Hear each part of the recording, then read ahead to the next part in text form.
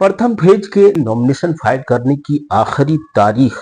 अब 48 घंटे में खत्म होने वाली है। लेकिन उसके पहले कुछ इस तरह के खुलासे हुए हैं कि बिहार की सियासत में एक तरह से हलचल मच करके रह गई है। और यह खुलासा किसी और के लिए नहीं बल्कि जन सुराज पार्टी का है। बल्कि इसे खुलासा नहीं कह करके आप ये कह सकते हैं कि एक जन सुराज पार्टी का एक ब्लू प्रिंट है वो लीक हो गया है। और इससे इस तरह की हलचल मची है कि जन सुराज की तरफ से इसका जवाब देने का कोई उनको हिम्मत नहीं हो रहा है, न तो प्रशांत किशोर को और न ही जन सुराज के किसी भी नेता को। इस ब्लू प्रिंट के लीक होने से इस बात के चर्चे जोरदार तरीके से सामने आ रहे हैं कि कैसे प्रशांत किशोर ने बिहार के तमाम सीटों पर चुन चुन करके भारतीय जनता पार्टी के सदस्यों की जीत सुनिश्चित करने के लिए एक महायोजना बनाई है। और ये जो ब्लू प्रिंट लीक हुआ है इसी की असल वजह है कि घर का भेदी लंका ढाए। कुछ इस तरह के घटनाक्रम सामने आए हैं कि खुद जन सुराज पार्टी का एक बहुत ही दमदार नेता, बहुत ही मेहनती नेता, जिसकी चंपारण के अनेक सीटों पे पकड़ है, उसने ऐसे ऐसे खुलासे किए हैं और सबूतों के साथ किए हैं जिससे इस साफ साफ जाहिर हो रहा है कि किस तरह प्रशांत किशोर ने बिहार की राजनीति में भारतीय जनता पार्टी को जिताने के लिए सारा खेल रचा है। आज हक की बात इरशादुल हक के साथ में इन सबूतों और साक्ष्यों को हम आपके सामने रखेंगे और ये बताएंगे कि कैसे जनसुराज पार्टी ने जो खेल रचा है उस खेल के पीछे उसकी सारी योजना सिर्फ इस बात पर केंद्रित है कि कैसे भारतीय जनता पार्टी के सदस्यों को जीत दिलाई जाए। बजाते एक वीडियो सोशल मीडिया पे वायरल हो रहा है और इस वीडियो में जिस तरह से जन सुराज पार्टी के एक ताकतवर स्थानीय नेता जो कल्याणपुर विधानसभा क्षेत्र के दावेदार हैं उनका वीडियो है और उन्होंने सबूतों के साथ जो जानकारी दी है उससे ये साफ पता चलता है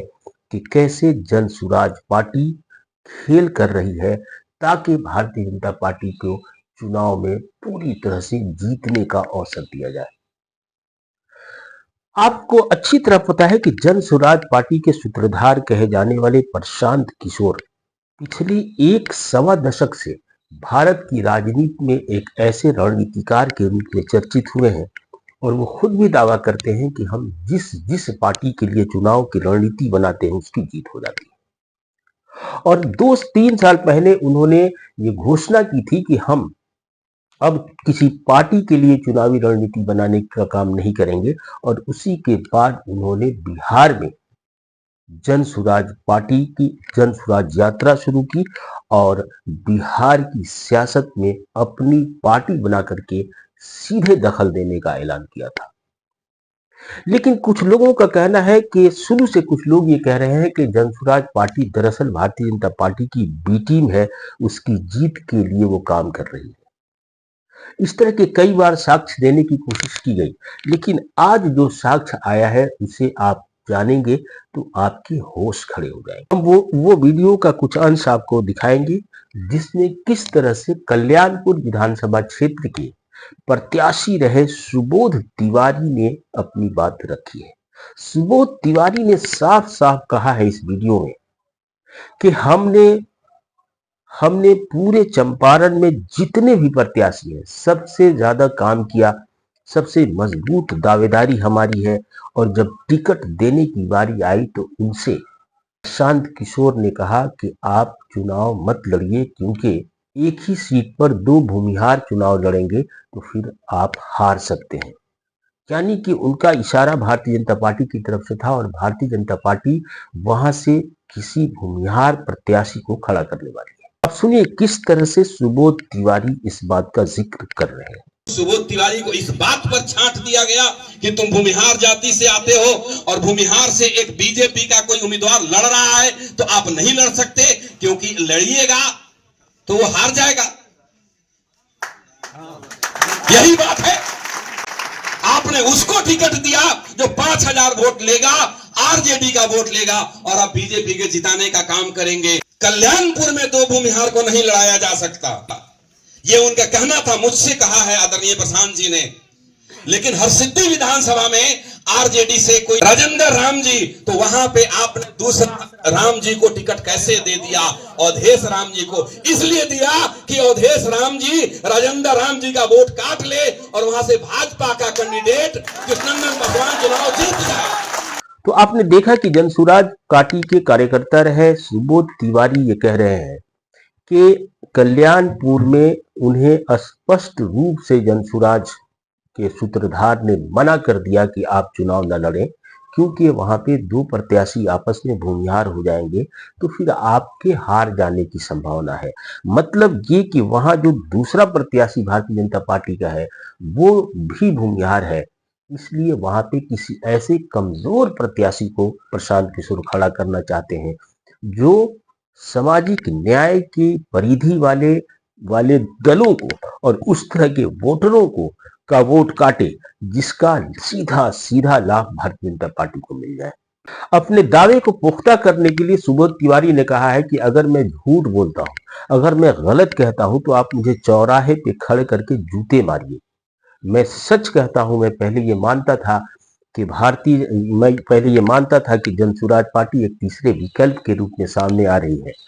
लेकिन इस टिकट वितरण से ये सारी चीजें स्पष्ट हो गई हैं। सुबोध तिवारी ने न सिर्फ कल्याणपुर का जिक्र किया बल्कि उन्होंने हरसिद्धि का एक जिक्र किया सैंपल के तौर पर। ये बताया कि किस तरह से एक तरफ जनसुराज पार्टी के सूत्रधार ये कह रहे हैं कि अगर कोई विपक्षी प्रत्याशी स्वजातीय है तो उसी जाति के प्रत्याशी को वहां खड़ा नहीं किया जा सकता है, यानी कि भूमिहार को। लेकिन हरसिद्धि की बात अगर आती है तो जनसुराज पार्टी ने वहां से राष्ट्रीय जनता दल के उम्मीदवार के खिलाफ अपने उम्मीदवार को खड़ा किया है और संयोग ही नहीं बल्कि प्रयोग के तौर पर यहां से दोनों प्रत्याशी राष्ट्रीय जनता दल के अवधेश राम के खिलाफ जनसुराज पार्टी ने राजेंद्र राम को वहां से टिकट दिया है और भारतीय जनता पार्टी या एनडीए का जो समर्थित उम्मीदवार है जो कृष्णनंदन पासवान, उसकी जीत सुनिश्चित करने के लिए वहां से राम समाज के यानी कि रविदास समाज से प्रत्याशी को खड़ा किया गया है। अब सुबोध तिवारी का यह कहना है कि यह कैसे संभव है कि आपने कल्याणपुर में भारतीय जनता पार्टी के भूमिहार उम्मीदवार के खिलाफ जनसुराज के भूमिहार उम्मीदवार नहीं उतारने का तर्क दे रहे हैं, जबकि बात जब हरसिद्धि की आती है तो राष्ट्रीय जनता दल के रविदास समाज के खिलाफ जनसुराज ने भी रविदास समाज के प्रत्याशी को उतार दिया है ताकि एनडीए का जो प्रत्याशी है यानी कि भारतीय जनता पार्टी का जो प्रत्याशी है कृष्णनंदन पासवान, उसकी जीत सुनिश्चित करने के लिए जनसुराज ने अपने प्रत्याशी को उतारा है। अब ये जो दो उदाहरण कल्याणपुर और हरसिद्धि का, इसी तरह उन्होंने ढाका का भी दिया है। तो इसी तरह से अनेक विधानसभा के क्षेत्र हैं जहां से भारतीय जनता पार्टी को क्लीन स्वीप दिलाने के लिए जनसुराज ने कुछ इस तरह के उधेड़ बुन की है, कुछ इस तरह की चाल चली है, कुछ इस तरह के प्रत्याशियों को खड़ा करने की कोशिश की है जिसका सीधा सीधा लाभ भारतीय जनता पार्टी को मिल सके। और ऐसी सूरत में जो सवाल सुबोध तिवारी खड़ा कर रहे हैं ये काफी गंभीर सवाल है और जिससे ये स्पष्ट लग रहा है कि भारतीय जनता पार्टी की जीत दिलाने के लिए ही ये सारा खेल जनसुराज की तरफ से रचा गया है।